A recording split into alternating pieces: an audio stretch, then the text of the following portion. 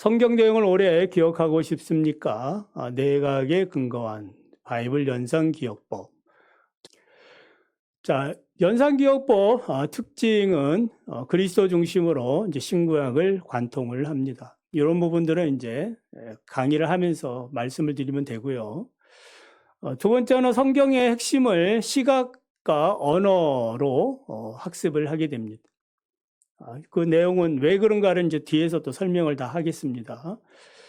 기본 이미지 70장이 있고요. 신구약, 시편 포함해서 보충 이미지 이제 지도, 또 왕들 이름, 또 뭐 일곱 교회 뭐 이런 것들이 이제 보조 이미지 20장이 되어져 있습니다. 그러니까 중요한 건 이제 70장을 우리가 배우는 것이 중요하죠. 자, 이 바이블 연상기억법은 내각에 근거합니다. 잔해와 운해. 자, 이제 단기 기억과 장기 기억입니다. 자, 단기 기억은 어디에 저장된다? 또 뇌 속에 저 해마라는 부분이 있습니다. 저 해마라는 부분에 우리의 작업 기억이라도 얘기해요. 순간 들은 기억들이 있지 않습니까? 뭐 전화번호를 금방 들었다든지 사람의 이름을 들었다든지 금방 들은 이야기는 어디에서 지금 저장이 되어 있는 거예요? 저 해마라는 부분에 저장이 되어 있어요. 그래서 저 해마라는 부분에서 오래 머물고 그 다음에 장기 기억으로 넘어가야 이제 오래오래 기억을 한다 이 말이에요. 그래서 자, 우리 뇌는 이렇게 앞에 전두엽, 또 축두엽, 또 두정엽, 후두엽 뭐 이렇게 해서 전두엽은 이제 상황을 판단하고 합리적인 행동을 결정하게 하고 충동을 억제하고 감각을 연합시키고 집행하는. 자, 축두엽은 청각, 후각, 언어, 기억, 감정. 그러니까 축두엽이 이렇게 손상이 되면 뭐 언어가 이렇게 실어증이 생기고 뭐 이제 그런 현상이 납니다. 두정엽이 이제 고장이 나면은 신체 감각을 잃어버립니다. 자, 계산도 잘 못하고.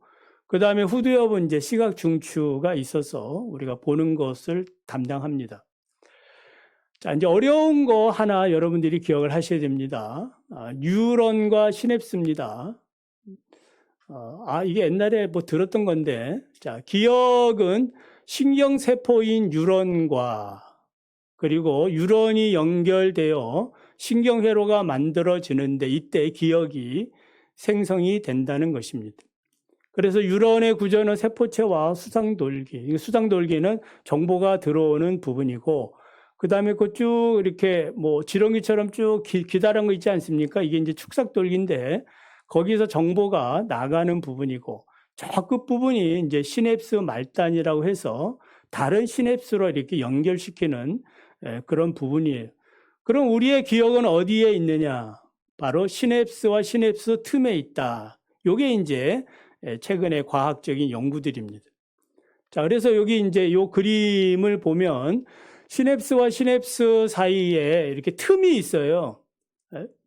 그러니까 그 시냅스 그 신경 저 세포가 그 축삭돌기가 그 전자로 이렇게 흘러가거든요. 그러면 전자로 그 끝까지 우리의 기억까지 가는 게 아니고 중간에 저 틈이 있어서 그 틈에 화학적 그 작용이 일어나게 됩니다. 그게 이제 시냅스라고 얘기해요. 자, 그러면 내가 가지는 고유한 능력, 그 뇌 가소성의 원리인데, 자, 이게 이제 가장 중요합니다. 내가 경험하는 자극과 지속적인 학습에 따라 변화될 수 있다. 옛날에 공부하셨던 분들은 뇌는 변화되지 않는다. 한번 망가지면 끝이다라고 기억을 하실 거예요. 그러나 최근 이제 뇌과학은 그거 안 하지요. 뇌는 손상이 되더라도 다른 부분에서 그것을 대체할 수 있다. 그러니까 뇌졸중이든지 치매든지 뭐 여러 가지 뇌의 손상이 오면 그 손상된 부분은 그 부분에서는 다시 복구는 안 되지만 다른 영역에서 그 역할을 감당하도록 되는 것이 바로 뇌 가소성의 원리예요. 그래서 뉴런은 시냅스를 통해 서로 연결되어 정보를 전달하는데 이 시냅스의 강도는 어떻게 되느냐? 자극적인 경험과 반복적인 학습에 따라 변화된다. 그러니까 내가 그 장기 기억되고 이게 잘 기억이 되려면 뭐 해야 되는 거예요? 자꾸 자극을 줘야 된다 이 말이에요. 자극을 주고 그러니까 경험을 해야 된다 이 말이에요. 그러니까 우리가 지금 이 바이블 연상기억법을 공부하는 목적도 뭐 하는 거예요? 내 뇌에 뭘 주는 거예요? 신선한 그런 경험, 자극을 주는 일이에요. 자, 이제 기억과 관련해서 망각곡선이 있어요. 의미 없는 이 단어들을 한번 외워보라 암기시켜 놓고 그 결과를 표시한 것이 망각곡선이에요. 그래, 시간이 가면 갈수록 그 기억이 이제 떨어지는 것을 볼 수 있어요. 학습 직후 20분이 지나면, 오늘 여러분이 설교를 들었는데, 20분이 지나면은 들은 내용 뭐예요? 42%를 잊어버려요. 그리고 하루가 지나면은 67%를 다 잊어버린다. 그러니까 망각의 이런 곡선들이 있다, 이 말. 그러니까 의미 없는 그런 단어지만 의미 있는 그런 것으로 만들어야 된다, 이 말입니다. 은혜 받았습니다 하고 뭔가 자신의 삶에 자극을 주고 하나님의 은혜를 여러분들이 생각할 때에 그것이 오래오래 기억이 나는 겁니다. 자, 그래서 망각 곡선을 극복하는 여러 가지 방법들이 있는데 뭐 니모니 기억법, 그 다음에 반복 교육, 뭐 이런 것들이 있다고 보시면 돼요. 두 문자어, 우리 이제 연상기억법에는 요게 이제 사용되지요. 그 열왕기상 15장에 보면 나바 요게 있는데 왕들 이름이에요. 아비야, 아사, 나답, 바사.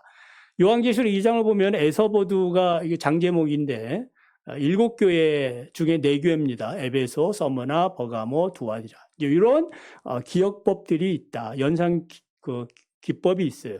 청킹은 이제 뭐 전화번호 이런 것들을 이렇게 쭉 묶어가지고 10개를 쭉 늘리면 너무 어려우니까 이렇게 묶어가지고 3개씩 이렇게 묶어서 외우는 그런 방법들입니다. 장소법은 기억의 궁정이라고 말해요. 기억법에 관심 있는 분들은 이게 뭔지 압니다. 그래서 건물이나 마을, 방과 같은 공간에 내가 기억하고자 했던 내용들을 거기다 이렇게 연결시켜서 기억을 합니다. 자, 지금 우리가 이제 배울 것은 요 시각화입니다. 이제 여러분들이 계속해서 요 바이블 연상기억법은 시각화가 제일 중요합니다. 머릿속에 이미지를 만들어서 그냥 단순히 보는 것이 아니라 저 이미지 자체만으로는 의미 없습니다. 저 기억력이 좋은 사람이 저거 그냥 기억하겠지요. 그게 아니고 거기에다가 뭘 집어넣는 거예요? 감각을 이제 집어넣는 겁니다. 그래서 입체화 시키는 겁니다. 이제 본격적으로 공부를 하면 저기 이제 여러분들은 성경 여행에 있어서 참여자가 되는 겁니다. 그러니까 성경 속에 내가 들어가서 그 성경에 있는 이야기들을 뭐 하는 거예요? 삼자가 관찰하듯이 같이 이렇게 보는 그런 관점을 가져야 되는 겁니다. 그러니까 언제나 성경은 나와 동떨어지는 게 아니죠. 그 하나님의 말씀에 내가 그 속에 있는 겁니다. 그래서 좀 더 나중에 한번 그 예를 들어서 설명을 하겠습니다. 그래서 사물의 외형뿐만 아니라 느낌, 냄새, 맛, 소리까지 상상하고 공감각적 상상 경험을 극대화할 때에 효율적이다. 그러니까 아까 이제 그 내 가소성 원리에는 자극을 줘야 되는데, 경험을 줘야 되는데, 가장 좋은 경험은 어떤 경험이에요? 자기가 직접 체험한 것들은 오래 가는 거거든요.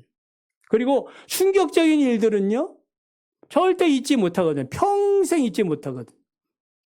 제가 어렸을 때 여기 여의도 살았는데 홍수가 나가지고 물에 떠내려 가게 됐어요.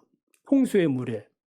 제 친구 범식이라는 친구랑 같이 둘이 5살 때인가 뭐 그 어렸을 때인데 둥둥 떠내려가요. 대주도 떠내려가고 통나무도 떠내려가고 막 홍수가 나가지고.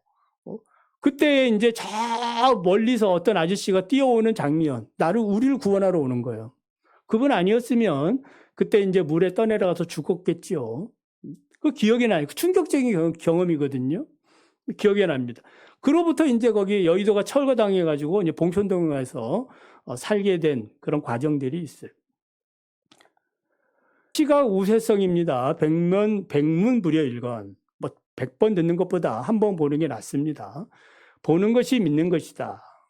이미지가 보이면 생각이 난다.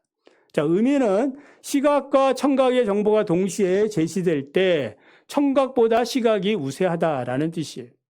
그러니까 이제 여기 우리 선생님들 계시잖아요, 학교에. 시각적인 그런 자료들을 많이 제공하지요.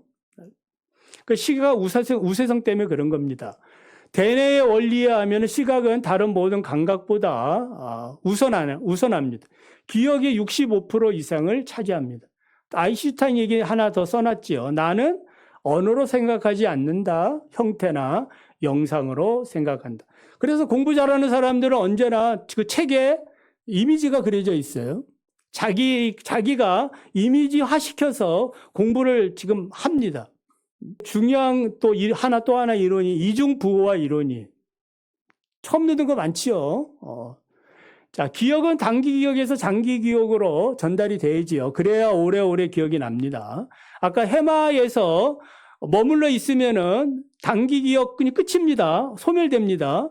여기 해마에 있던 기억이 어디로 이제 대뇌 피질로 다 넘어가야 이제 우리의 기억들이 다 머릿속에 분포돼가지고 청각은 청각대로, 시각은 시각대로, 또 뭐 이렇게 촉감은 촉감대로 다 이렇게 머릿속에 분포되어 있는 거예요. 하나 모아져가지고 거기 딱 있는 게 아니고 동시에 이렇게 흩어져 있는 겁니다. 신기하지요? 신기합니다. 하나님이 이렇게 만들었어요. 그래서 단기 기억은 언어 코드로 주로 정보가 기억이 돼요. 언어. 그 다음에 장기 기억은 언어 코드와 시각 코드인 이미지로 저장이 될 때 강력해진다. 무슨 말인지 이해가 되시나요? 그러니까 언어뿐만 아니라 그 언어와 함께 이미지화 될 때에 그게 오래오래 기억이 된다. 그 과정이 뭐다? 부호화다. 그래서 정보를 구조화하고 정보를 체계하는 방식이 부호화입니다. 그러니까 부호화를 잘하는 사람이 책도 정리도 잘하고 공부도 잘할 수밖에 없는 것입니다. 그럼 부호화에는 무엇이 있느냐? 연상이 있고, 아까 이제 옷술단에 대한 이 연상입니다. 그걸 볼 때마다 뭐 하는 거예요? 나는 하나님의 백성이고 하나님의 말씀대로 살 때에 나는 죄 가운데 빠지지 않는다. 그거를 우리에게 보여주는 겁니다. 그 이미지를 사용함으로 정보를 구조화하고 시연을 돕고 기억을 저장합니다. 시연이라는 말은 어떤 과정들을 얘기해요. 그러니까 이미지 트레이닝이라고도 할 수 있습니다. 그러니까 이미지 트레이닝을 통해서, 그러니까 이미지 트레이닝도 효과가 있을까 없을까요? 예? 예. 다 실험 결과들이 있죠. 그 이미지 트레이닝 한 사람하고 또 그냥 실제로 한 사람하고 별 차이가 없다라는 그런 실험 결과도 있습니다. 자, 그래서 이중 부호화는 인간의 두 가지 인지적 부호와 기능을 가지게 되는데, 시각 정보는 공간적으로 부호화되고 언어 정보는 계열적으로 부호화된다. 요 말을 이해하시는 분 계신가요? 자, 시각 정보는 공간적으로 부호화되고, 그러니까 이 말은 시각화돼 가지고 한 덩어리로 이렇게 이제 보인다 이 말이에요. 여러분 아까 이제 그 창세기 1장 11장이 이제 천지창조 그 그림인데 요게 한 덩어리로 보여야 된다 이 말. 이게 부분적으로 보이면 안 되고 한 덩어리로 이렇게 보일 때에 이게 이제 창세기에서 1장에서 11장의 내용이구나. 그리고 그 내용은 이러이런 내용이구나. 한눈에 이제 알게 된다 이 말입니다. 그럼 언어 정보는 계열적으로 순서적으로 들어가는 거예요. 아버지가 방에 들어가신다. 하나님은 우리를 사랑하시고, 그러니까 논리적으로 이렇게 이제 들어간다라는 그런 말입니다. 자, 그런 의미입니다. 자, 그래서 한 가지 코드가 아닌 서로 간에 관련성이 높은 두 가지 코드. 그러니까 우리 이제 창세기를 나중에 이렇게 1장을 배우면은 천지창조인데 제목이 천지창조의 이미지가 이제 빛이 있으라는 이미지하고 6일이라는 육자가 써 있거든요. 그러면 하나님이 빛이 있으라고 6일 동안 창조하셨다. 이게 언어와 시각이 같이 들어가는 거예요. 그러면 그 이미지가 있는 한 내용까지도 잊어버리지 않습니다. 그래서 언어 정보와 시각 정보가 함께 제시될 때에 효과적인 학습법이 된다.